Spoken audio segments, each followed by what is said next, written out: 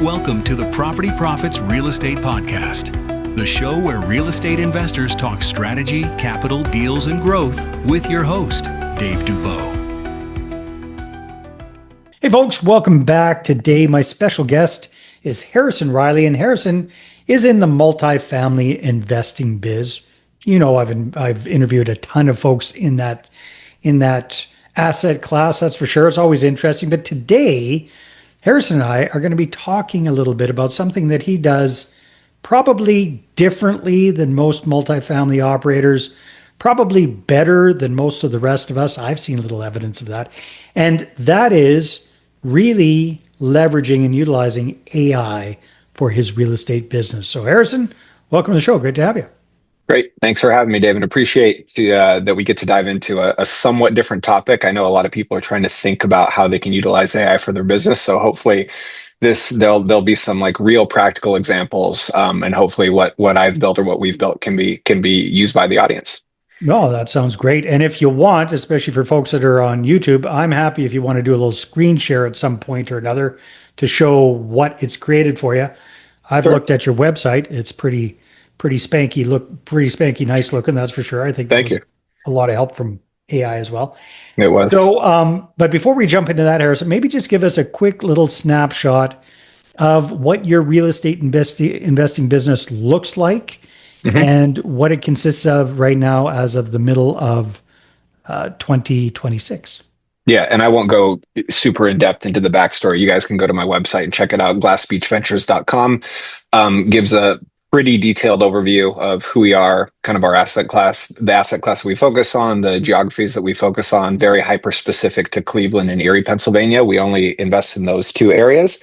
And I think that's really important because people who spread broadly out the country internationally can't really understand the market that they invest in.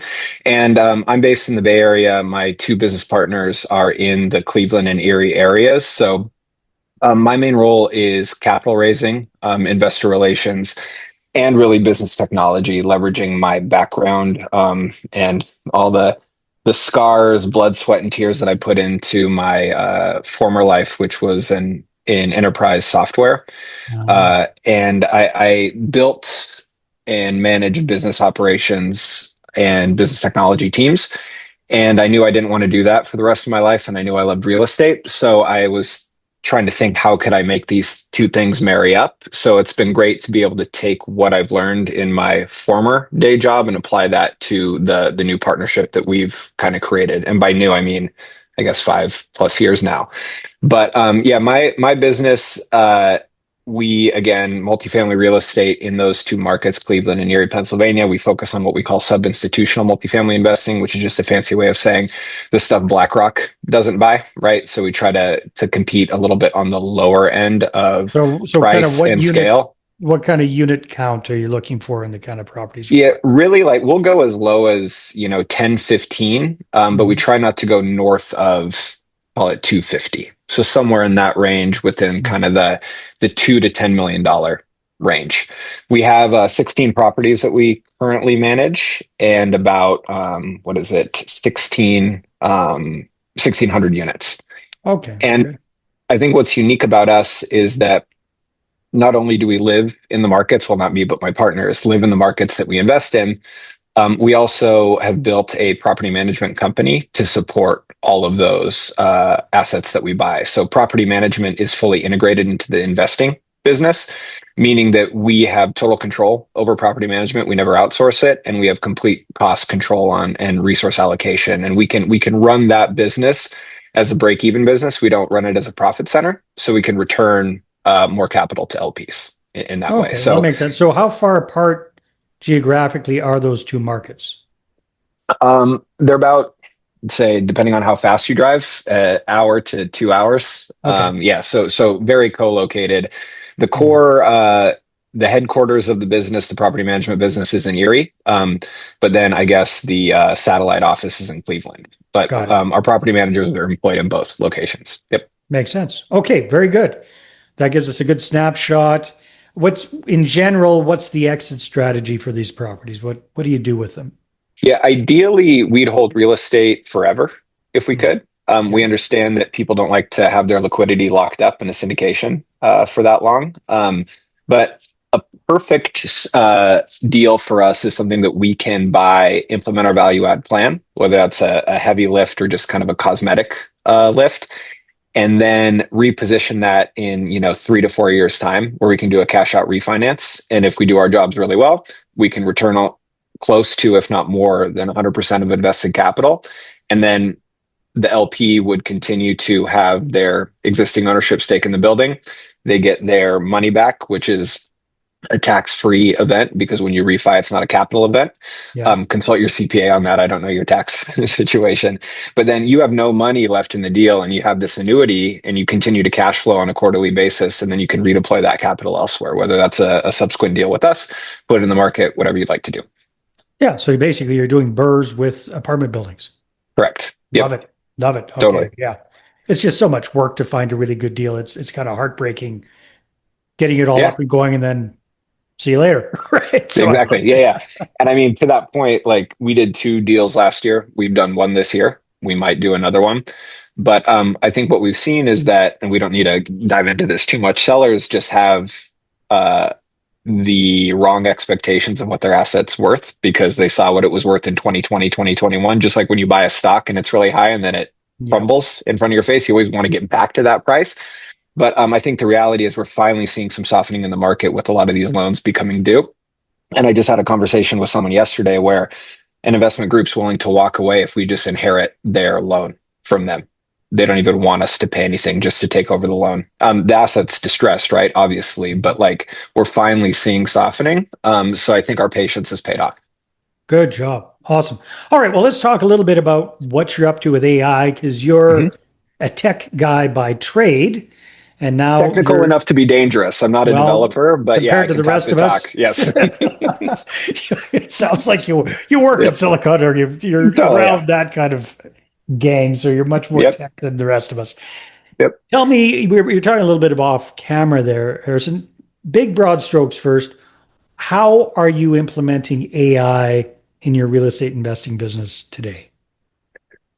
So what we've kind of learned in looking at the business, the most important, I mean, everybody's important in real estate business, but I think when you run a property management company, the most important people are the property managers, right? Because they're the ones required to follow up on leads, make sure they're getting their questions answered, scheduling, showing the unit, getting a lease signed, follow through that whole lead to lease process. Yeah. And then from there, then you have like the resident management portion, and then like maintenance when they submit requests, so on and so forth. What we've learned, and this probably isn't news to anybody, but property managers hate doing a lot of their job, right? Which is answering these tiny, tedious questions.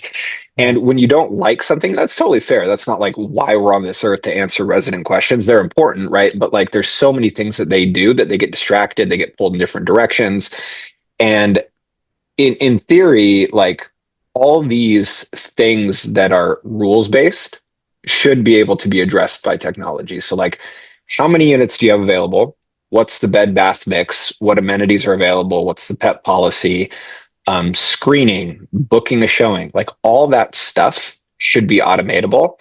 And voila, now it is, right? So I'm not going to tell you the property management tool that we're using, because it's not a paid promotion and they haven't given me any money to start shilling what we're using. But in the property management application that we're using, they've built a lot of features that we're starting to adopt around automating this entire flow. So the idea, the way I look at AI, it's a 24/7 kind of like junior resource on your team that can answer a bunch of questions and do a bunch of interesting stuff, and it never sleeps, right? And then it alleviates at least, and again, I'm kind of pulling this out of my behind, but at least 50 to 75% of the actual time spent keying in answers on the keyboard. Yeah. And then if you can do that, then you can look at like, what is the right mix of property management resource to unit count? And that scales a lot, right? So right now we're like 1 property manager to 250 units. But if we can do this right, like, we could probably scale that up to one property manager to 500 units. So all of a sudden, you've reduced your headcount by half as you scale because you have this 24/7 chatbot addressing all lead inquiries, all showing inquiries, all resident inquiries, and all maintenance inquiries, right? Still, people have to do stuff, but it removes that orchestration piece and those tedious, repetitive questions that we already know the answers to. We just don't have time to get to it. So that's like part one of what we're really Yeah. trying to implement. So the efficiencies on the property management, maintenance, and facility side. But then two, like we already talked about this. I am not a developer. I'm not a website developer.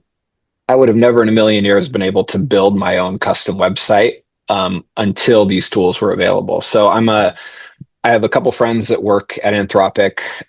They gave me a 6-month free trial, and then all of a sudden, I found myself paying Anthropic $100 a month for their max plan because I can't stop using this. This is, I think, the biggest productivity boom we've seen in a So really Anthropic, long for anybody time. that forgets, is Claude, correct? Yeah, yep. Just Yep. like OpenAI to ChatGPT, same Exactly. relationship. Yep. So Claude has been super helpful. Again, having a junior developer. And what I did was I used Claude Code to kind of build out what a website could look like. Took that into Claude Design, refined the design, then said, okay, give me the custom code and snippets that I then need to go put into Squarespace. I put each one in, tweaked it a little bit, added additional custom code to make it look and feel the way I wanted to. Like when you hover over a button, it changed to my company's colors with an underline of my company color on the tab. Well, So, let's take a little look while we're chatting about this. And if you're watching this on YouTube, you'll see what we're talking about. So this is the right site, correct? yep, this is it. So Let's just, all that stuff, I mean, it's funny, you just see it here and it like works all of a sudden, right? But like this is a lot of back and forth with Claude and Squarespace, getting it all to work, creating custom designs, color schemes, so on and so forth. But yeah, so the idea of what we're trying to do here is say, okay, like my old website, I wish I had a screenshot of it. It was more artsy fartsy and kind of esoteric and it looked cool, but it didn't really tell you anything. But yeah. I wanted to be very clear, like, this is what we do. This is what we operate. These are the things that we buy. These are the regions that we're in. Here's the team. Here's the portfolio. Like, here's what we've actually exited, what makes us different. All those stories are here. And then if you click on resources, and Rod put the worst thumbnail of my face, like I'm not even smiling in there. We got to change that. But like all that stuff can then Rod's looking kind of surprised himself. I know. I guess he didn't do himself a favor either. But yeah. So that was the goal here. Like for anyone who's a seasoned investor or a newbie, I wanted them to come here and like just make this as clear as it possibly can be, and give them the resources that they needed to understand what the heck it is we do. Yeah, no, that's really, I mean, it's very, very nice. It's just all one page. So, I mean, it bounces up and down instead of page to page. Yep. Very, very well done. And I've seen a lot of these kind of sites. So this is something that you did basically on your own with Claude, arguing with it from time to time, but without Yeah. a heck of a lot of programming experience, correct? Yeah. And the beauty of it too is like I don't have a design background either. So I'll tell Claude, I'll just be like, hey, if you're a world-class designer, like how would you make this site look? Right. What recommendations can you give me? Because that intelligence can tap in across all markets, all websites. It doesn't have to be real estate specific, but really like what's going to look best for your site and what's going to resonate with your target audience the most. So it's been awesome. Okay, so you're using AI through a software that you're using for property management. You're fooling around with Claude yourself to build out your own website. That looks really good. Anything else that you're doing yourself personally through Claude that makes life easier for you than it was before? Yeah, there's one more thing that I totally forgot about, but thank you for bringing that up. So the property management company that we use has exposed a read-only API, or the ability to access data through our instance of our property management software that then Claude can pull data from in real time. And the nice thing about that is for anyone who's used a property management system, reporting in summary sucks, right? Like there's not a lot you can do. Yeah. And the database and the data there is very structured, right? So it's like I can run a lead report. I can run a rent roll. I can run an income statement. But Some of the gaps are like when you do your underwriting and your pitch to investors to say, hey, this is the deal. These are our assumptions. This is where we think we're going to be in year 1, 2, 3, so on and so forth. One of the big questions is, how are you doing against that plan? Right. And that's really hard to do without like exporting a bunch of data, creating your own custom Excel model to then ingest all that data, compare against the underwriting, take your actuals, triangulate all that kind of stuff. So what I've done is we've re-architected, and we're rolling out this quarter actually, we've re-architected LP reporting to do all that. So basically to say, okay, here's our top things we're focusing on a management team. So that's more like our just input. And I use another AI note-taking app where I'll just talk to all the GP teams. We'll say, okay, here's what we're focusing on, structure that data so that we can put it in an investor report. Then give us information. How are we doing on our NOI projections? What's our occupancy projections? How are we doing against our rent projections? So on and so forth. And then for our renovation plans, are we meeting our renovation plans? How many units did we renovate this last quarter? How are we doing, or what are we focusing on the next quarter? So on and so forth. And all that was built by just a few prompts in Claude. And then it did it for every single one of our portfolios. So if I just look at one of the assets that we have, I'll build it exactly how I want to for that one. And then I'll say, okay, now apply everything I told you for the other 15 assets. And it does it in maybe 15 minutes. It's incredible. That's amazing. So, I mean, trying to do that the old fashioned way would have taken months, basically. You wouldn't do it, or you would hire a team of data analysts. That's the thing. Yeah. So it's like, and I before this kind of AI renaissance, I guess, before all these applications were available to us, like people weren't providing these types of reporting, or they had just teams. They were massive operators at scale that had the big guys. Yeah. Totally. So now with AI, even not being a big guy, you can do the kind of things that only they could do before. Totally. Or even more. And yeah, exactly. And if your LP has a question or like a really good comment that says, hey, maybe we should integrate this for future reports, you don't have to take that request, stick it into like a developer's backlog, have them customize that feature. You just take it, paste it in. If you want to add any additional commentary, you can, but then that's a immediate feature that you can deliver to your partners. So it's incredible. And I mean, I could talk about this stuff all day long. My wife doesn't want to hear me talk about it anymore, but like, I'm happy to talk to anybody else who's interested, because we're extracting a ton of value out of it. And I think we're just kind of scratching the surface on some of the use cases we want to explore. Oh, most definitely. Most definitely. Harrison, this has been a lot of fun. Thank you very much for your insights. Time flies when we're having fun. So speaking of talking with people, if people want to connect with you, who are you looking to connect with these days, and how can they reach out to you? I'd love to connect with anyone who is interested in learning more about passively investing in real estate. Whether you've done it before, whether you're brand new to it and you have no idea where to start.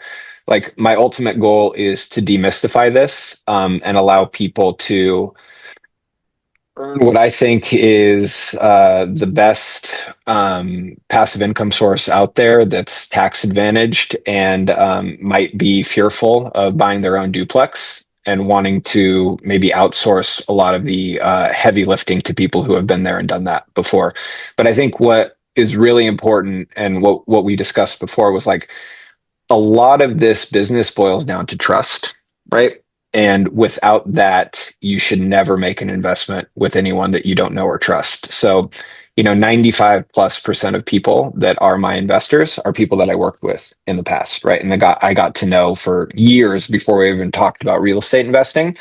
So I think what's really important is whoever is interested, let's have a call. You can book a call on my website and just really get to know each other, find out what your goals are, what your capacity is to invest in real estate, what concerns you have, like what worries you, what you don't understand, because I think that's where people get stuck, right? They get scared because they don't know the answers to things.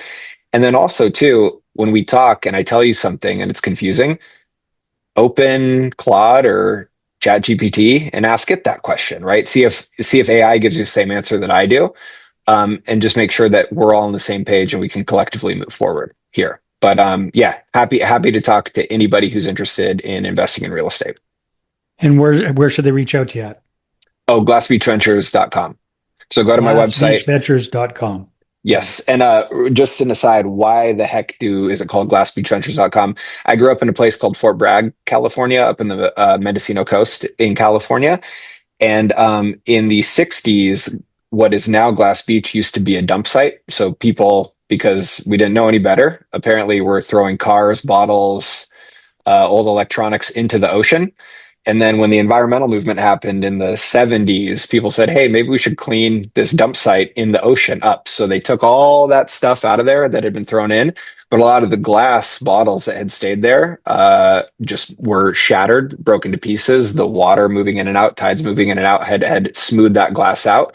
So it's a beautiful beach full of like smooth sea glass. So the idea is we take a asset that has kind of largely been forgotten, fix it up, reposition it, and similar story to the beach that was in my backyard. So that's the name. Yep. Nice. Love it. Harrison, thanks so much for being on the show. Of course. Thanks for having me.